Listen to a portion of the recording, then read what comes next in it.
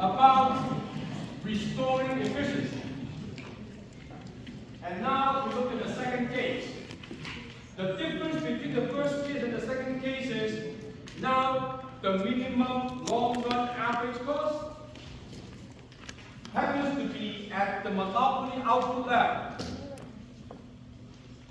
So now, if this is the situation, in the beginning, as always, it is not allocated efficiently because monopoly always results in dead weight loss.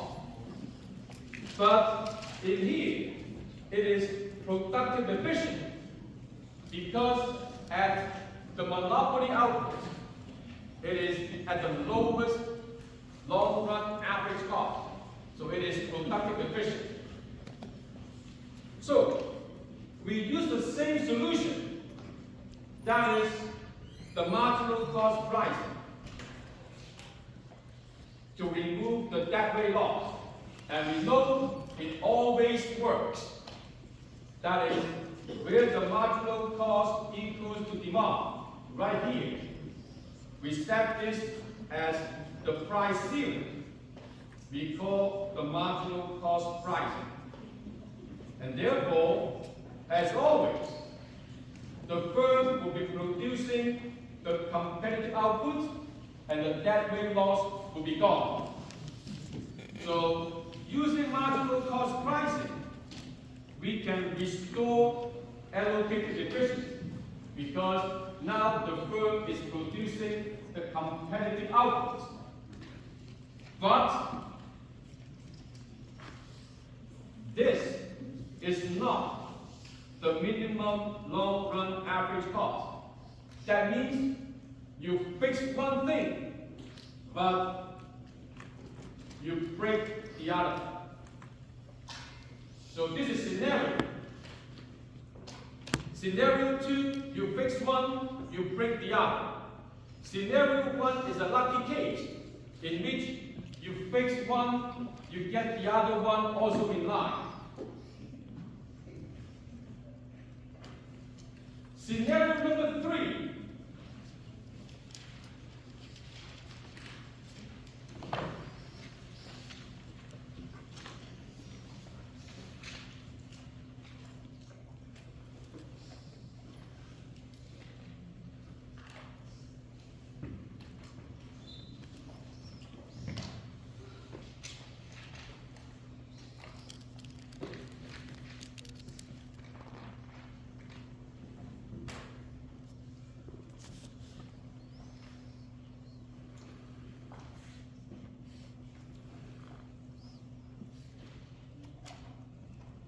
Scenario number 3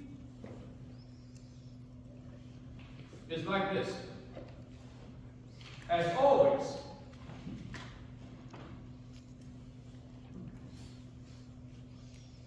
dead weight loss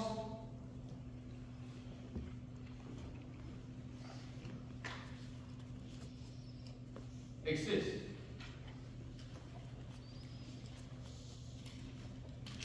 So in this scenario number 3, initially, as usual, monopoly output less than competitive output, dead weight loss exists, and therefore it is not allocative efficient.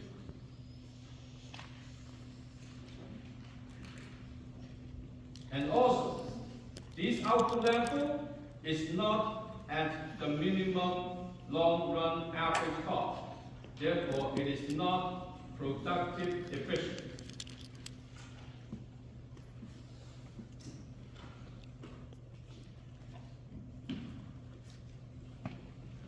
So this is the starting scenario. It is not productive efficient, not allocative efficient. So the difference is, scenario number 1, the minimum long-run average cost is right here. Scenario number 2, the long-run average cost minimum is here. And now we are scenario number 3, somewhere in between. The minimum long-run average cost is somewhere between case 1 and case 2. So as usual, marginal cost pricing always removes dead weight loss. Marginal cost equals to demand. We set this as the price ceiling, the marginal cost pricing. And therefore, the firm would choose to produce the competitive outputs, and if we remove the dead weight loss, we can restore allocated efficiency. But at this point, this quantity is not minimum long-run average cost, and therefore this productive efficiency we cannot restore. So the three scenarios, only case 1 we can fix both inefficiencies. Case 2 we fix one, we break one. Case 3 we only fix one, the other one still remain unfixed. And now, scenario 1, we were here. Scenario 2, the minimum here. Scenario 3, minimum here. And now, what about the scenario in which the minimum long-run average cost is somewhere out there? If that happens, this is problematic, because this is a scenario in which we call natural monopoly. So now let's explore what do we mean by natural monopoly, why it is problematic.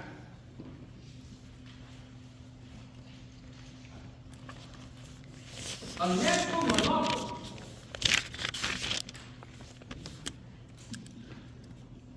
exists when the market is small relative to the long-run average cost, such that serving this market with only one firm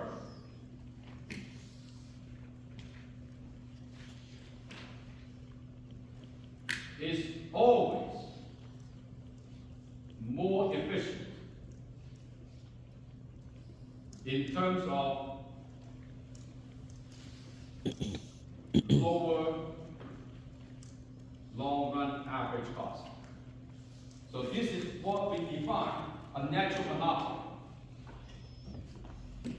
The market is relatively small, and therefore it is better to have one firm rather than two. So in the graph, this is what it means.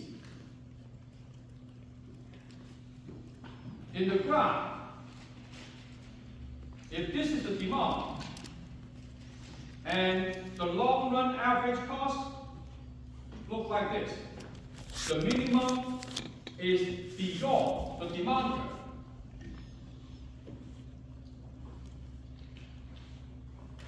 So why it is better to have one firm than more than one to serve this market? Let's say the firm decides to produce this much output, one firm. And this will be the long-run average cost. If only one firm, and the firm choosing this output. And now, if government introduces another identical firm, so that this incumbent cannot kill the new firm, because the new firm is identical in terms of cost structure. So this incumbent does not have cost advantage to kill the other firm. So they must coexist. And now, this output is being split into two. So it is now Q1 divided by 2. Because this output is now being served by two identical firms. And if each firm's output is being cut in half compared to the monopoly situation, then the cost per unit will be higher. That is, less efficient. To serve the same quantity, if we use two firms, the cost per unit will be higher than using just one firm. So that's why we call this natural monopoly. That is, naturally, we should have only one firm to serve the market. So why is that the case? Because when this happens, when demand cuts the long-run average cost, the long-run average cost is still declining. In other words, economies of scale.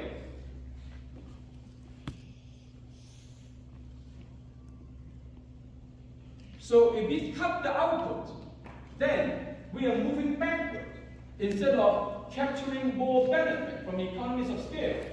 And that's why serving the market with one firm is always a better solution. Naturally, no firm should enter. And now, what seems to be the problem? When the minimum long-run average cost is beyond the demand curve, beyond the three cases that we looked at. So let's see why. Now make sure you draw this graph big, because there are more lines in there. So, this is the demand curve, and this is the marginal revenue curve. And the long-run marginal cost, this is the monopoly output charging the monopoly price. And now we have the long-run average cost. This is the minimum. So, this is the profit for this natural monopoly. Price minus the cost per unit. So that would be the long-run profit for this natural monopoly. So this is the monopoly profit if not regulated.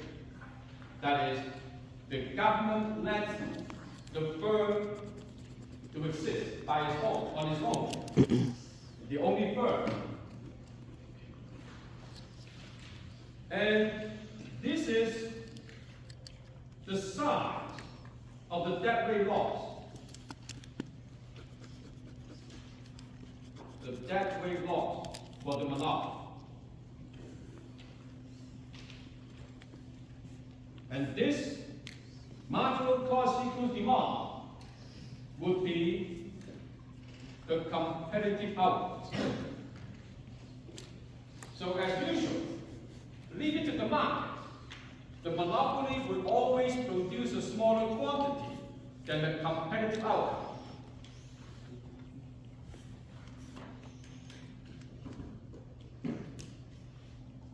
And now, if we use the same approach, that is marginal cost pricing. So, marginal cost equals demand curve. We set this as a price ceiling using marginal cost pricing.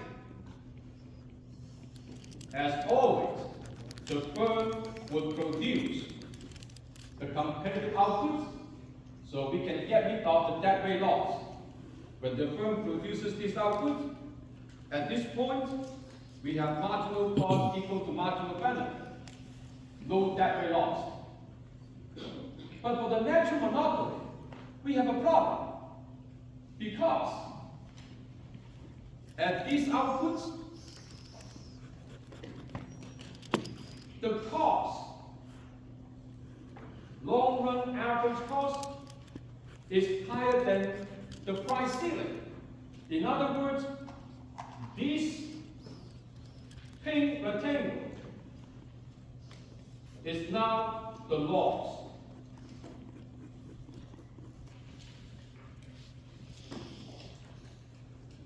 The marginal cost pricing is set below the average cost. So the firm will be losing money.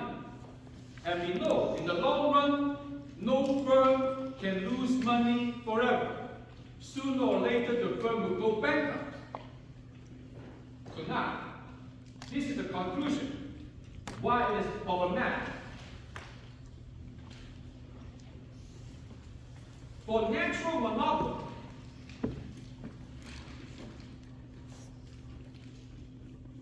as always, the output less than competitive level, the debt rate loss exists. If we use the marginal cost pricing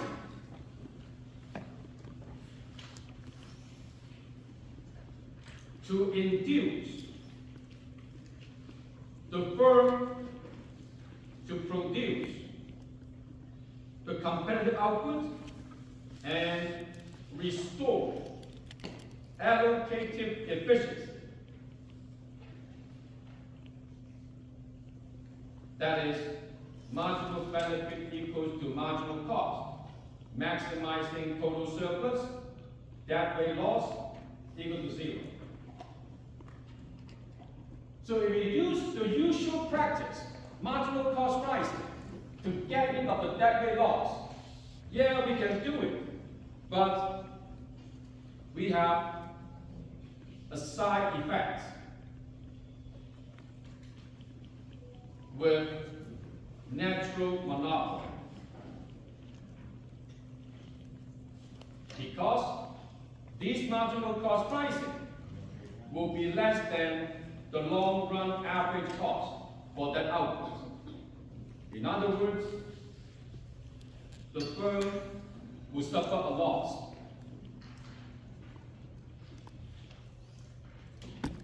So, in the long run, no firm can lose money forever in the long run. And therefore, eventually, the firm will die. It will have to go bankrupt. As a result, marginal cost pricing is not sustainable for natural monopoly.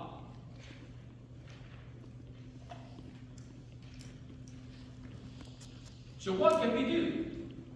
Do you want to fix the allocated inefficiency, get rid of the debt rate loss, but then you kill the firm? Which is like in the morning, you wake up, you look at the mirror, you get something that you don't like on your face and acne. So, you squeeze that thing out, and you get infected and you die. Then what is the point of squeezing that thing out to make yourself look better? It wouldn't make sense. So now we must find a compromise. So, we know that marginal cost pricing is not sustainable, and therefore, the government must find a compromise. How? First, it must keep the firm alive, at least.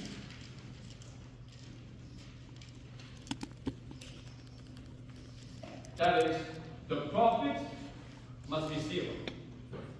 Don't make the firm lose money, because the firm will die.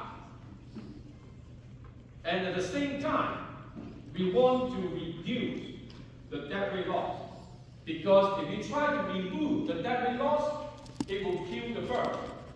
So now, this is the compromise. Keep the firm alive and suffer a smaller debt rate loss. is still improving efficiency. And then, to keep the firm alive, that means the price must equal to the average cost. And that's why it is called the average cost pricing. This can guarantee survival for the firm.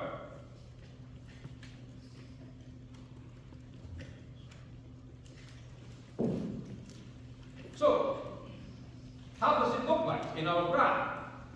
We know that marginal cost pricing, we set the price ceiling equals to marginal cost and we cut the demand. Average cost pricing, same idea. We use the price ceiling and set that equals to where the long run average cost cuts the demand curve. So now this is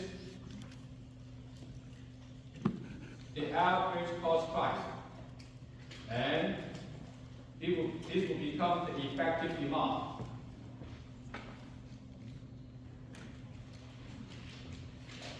And now we have a problem. Because in here, this is the marginal revenue under average cost prices. But the marginal cost is down here.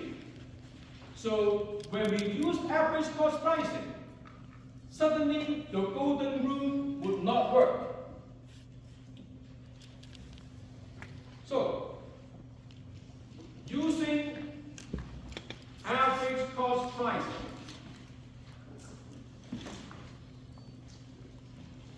the price ceiling is set where the long run average cost equals demand. But it is not where it will meet the marginal cost. And therefore, the golden rule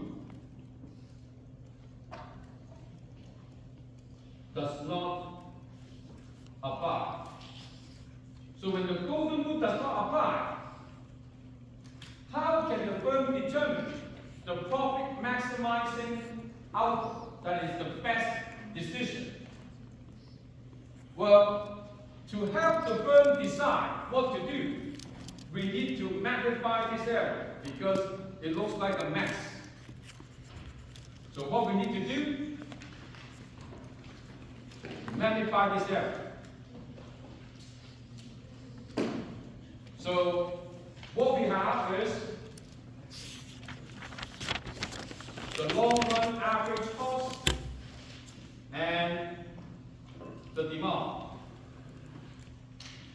And this is where we set the price ceiling under the average cost price. And the long run marginal cost is down here. And therefore, the marginal revenue is not equal to the marginal cost.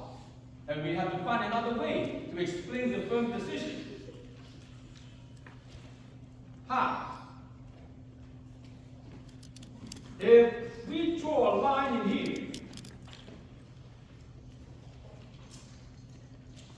we ask, if the firm produced a smaller output than this intersection, like this output, would this work? To produce this output, the long run average cost is here, and the price is here, i.e. a loss. So if the firm producing a quantity smaller than this pink line, that is to the left, the firm will lose money and die. So if the firm choose a larger quantity, like this, to the right of the pink line, would this work? This is the long run average cost. But now, with this quantity, the firm must charge this price, because this is the price ceiling. The firm can charge lower price, but charging this price, same outcome. The firm also suffer a loss. In other words, to the left, the firm will die. To the right, the firm will also die. And this is the only possibility that this price equals to long-run average cost, zero profit. This is the only quantity the firm can survive.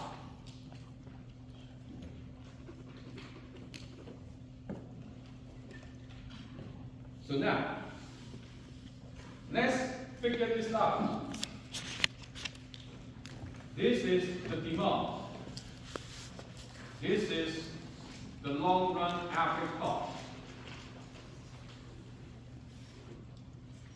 And this is the monopoly output earlier. And somewhere in here, it is the competitive output. And we have the long-run marginal cost going through. So that's what we labeled earlier as the deadweight loss.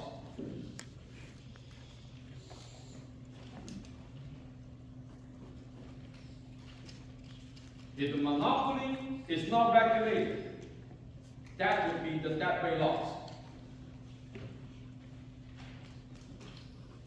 And now, under average cost pricing, this would be the output under the average cost pricing. How big is the deadweight loss? Compared to competitive outcome, the deadweight loss is now small. The deadweight loss of average cost pricing is smaller than the monopoly output. So it looks like the government is able to keep the firm alive and at the same time reduce the deadweight loss. But is that good enough? So when the government tries to regulate a natural monopoly, it will result in what we call regulatory dilemma. Attempts to regulate a natural monopoly. The outcome is what we call regulatory dilemma. In other words, the outcome will be lose, lose, lose, lose. Nobody wins.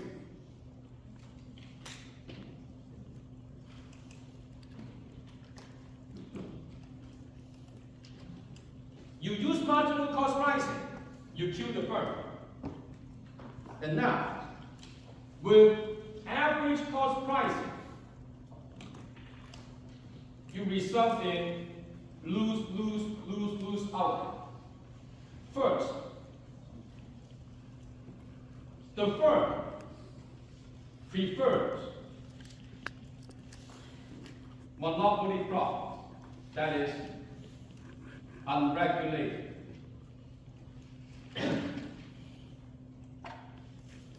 To average cost pricing. Because average cost pricing, profit is zero.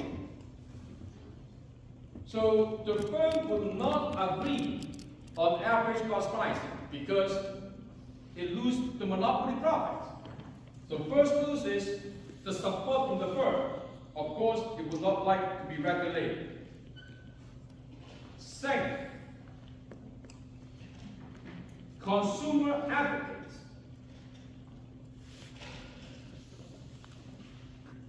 If we have the competitive output, lower price, the price under marginal cost pricing is less than the price under average cost pricing.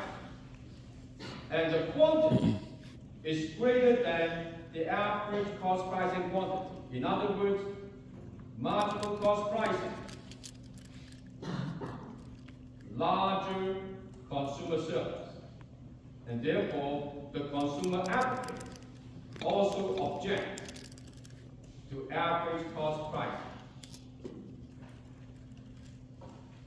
So, the world doesn't like it, the consumer advocate, they don't like it. Third,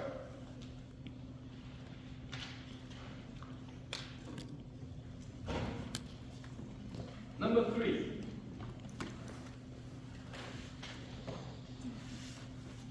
average cost pricing, profit 0, and therefore less profit tax for the government.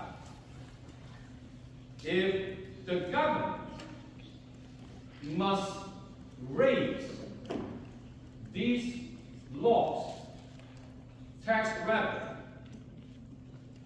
elsewhere, now we have spill over to other markets. In other words, buyers, sellers in other markets also object to the average cost pricing in this market, because now their market will be affected if the government losing revenue, tax revenue from the monopoly under average cost pricing. They have to find other ways to raise tax revenue. That is, it will impose tax in other markets. Then the buyers and sellers in other markets would not like that idea. So, all the buyers, all the sellers in the market, in different markets, would not like average cost pricing in this market. Last, even the government doesn't like it.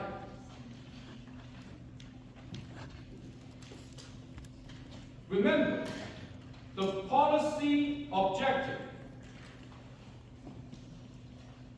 is to remove the deadweight loss.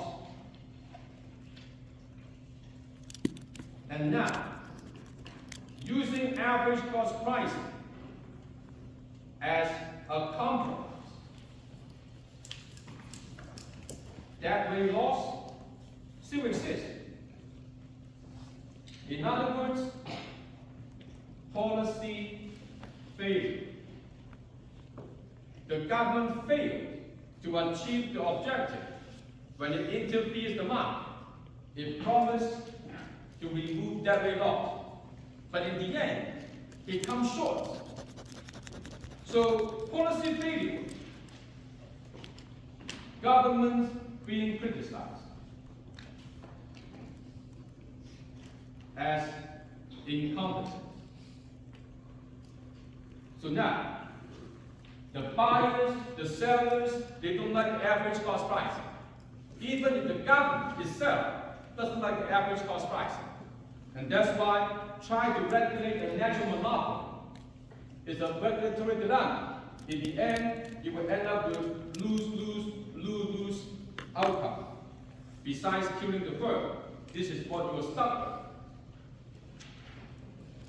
So, all this time, what we talk about is a single price monopoly. That is, one price for every unit to every buyer. Everyone pays the monopoly price. So in the spectrum of monopoly, the one we have been talking about so far today, this is considered as the least power monopoly. Why it is the least powerful? Because not enough market power to practice price discrimination. that is charging different prices to different buyers, even for different units. Remember what we said earlier, last week. How much revenue the firm gets depends on how much market power the firm has. So, what we talk about today is only the single price monopoly, because it cannot practice price discrimination. So, what do we need to practice price discrimination? One criteria is block resale. If you cannot block resale, you cannot charge a different price to different customers.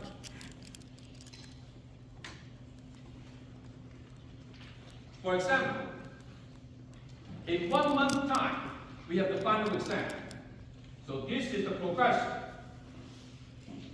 and we have 2 students, student A and student B. So this professor losing money in the casino, so he owes people money, the loan shark. So what he wants to do, now he has to resort to selling exam solutions to raise money to pay off the loan shark. So if he sells the solution to this student, suppose he can figure out this student is willing to pay 800, this student is willing to pay 1,000. So if he can block these 2 students from selling the solution to each other, he will be selling 1 copy to this student, 1 copy to this student, and then this professor will get $1,800 revenue. But now, if the professor cannot block resale, what would happen? This guy will go to buy the solution from the professor, and then sell the solution to this guy and make a profit. So the professor cannot sell to this guy, he can only sell to this guy. So he cannot practice price discrimination if you cannot block resale. So, when a firm can block resale, then the firm will have more market power to do it. The most powerful, the top of the food chain, the most powerful monopoly is what we call the first degree. The next most powerful is the second degree.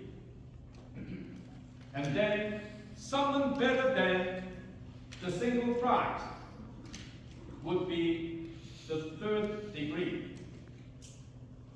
in terms of price discrimination.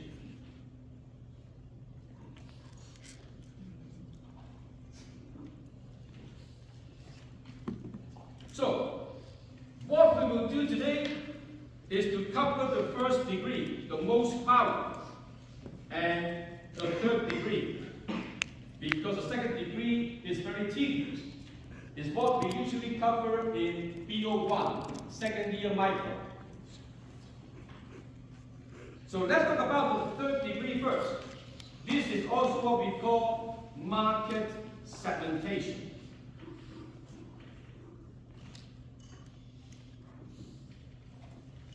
So, third degree price discrimination, market segmentation, how does it work? The monopoly only able to separate buyers into different segments.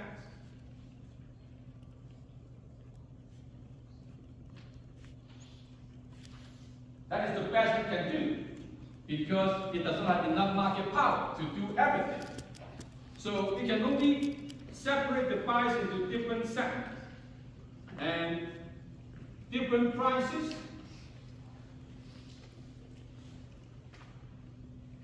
for different segments.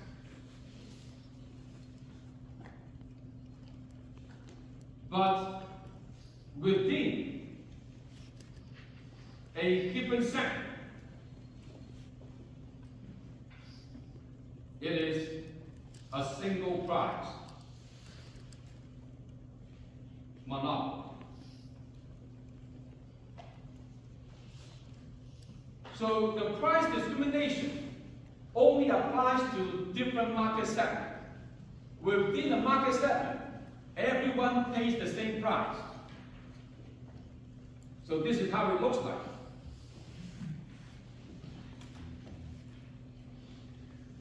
Suppose the firm can separate the customers into segment A and segment B. And segment A, the demand curve looks like this. Segment B, the demand curve looks like this.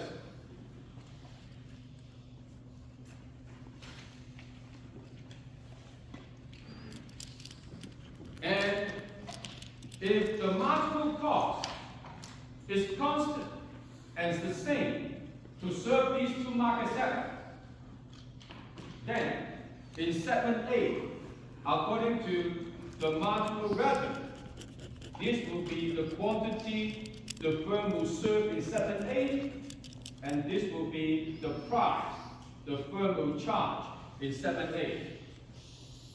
Everyone in market segment A will pay this price.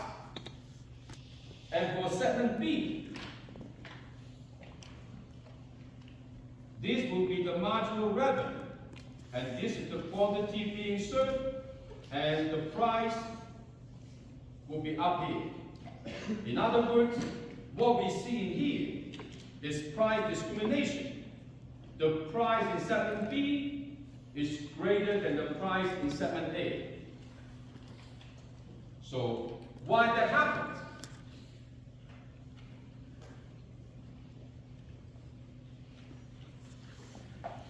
First, look at segment B.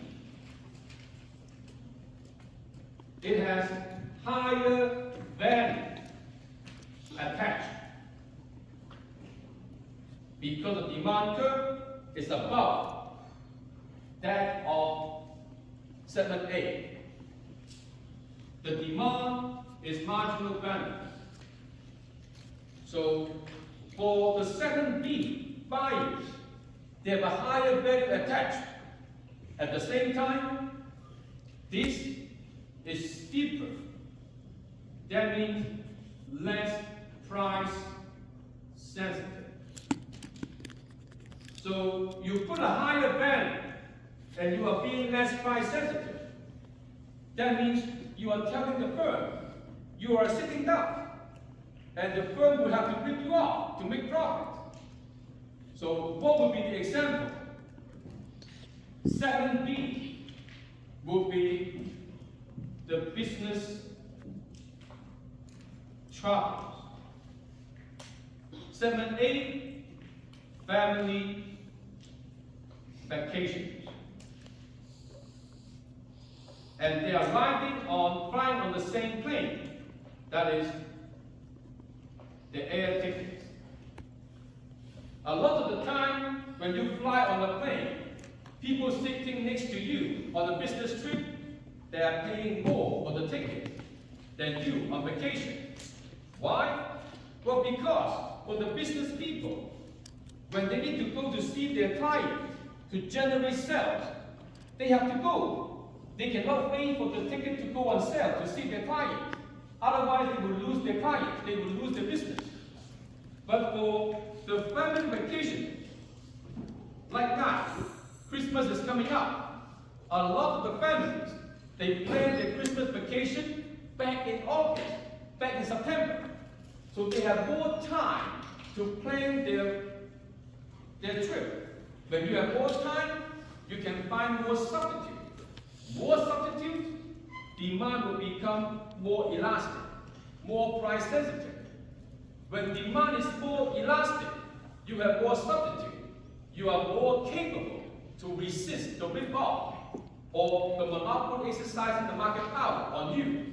Therefore, you will be paying a lower price because you can fight back when you have more alternatives compared to the business charters.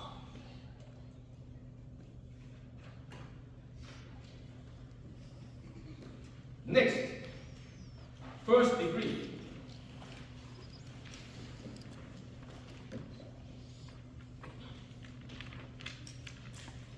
For the first degree, also called perfect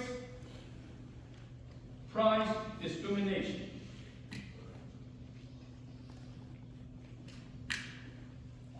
So what happens if the firm has such market power?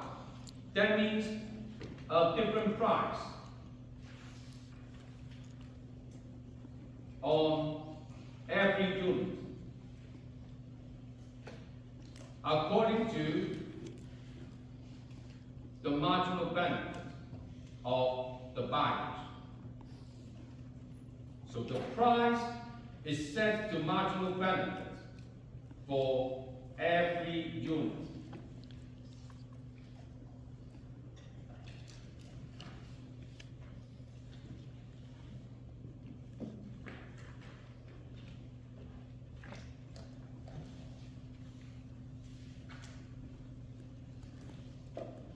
Since there is no reset,